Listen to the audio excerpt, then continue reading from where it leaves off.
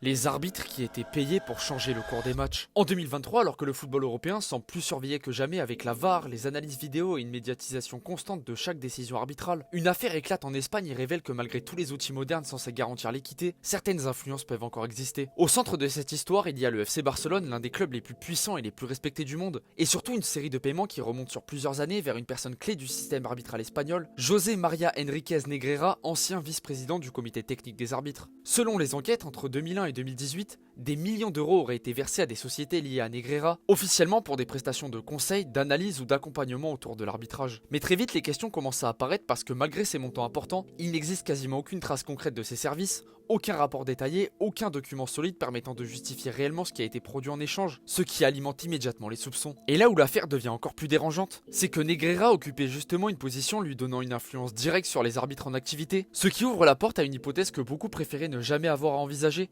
celle d'un système où certains clubs auraient cherché à s'assurer une forme d'avantage, non pas sur le terrain mais dans la manière dont les matchs étaient dirigés.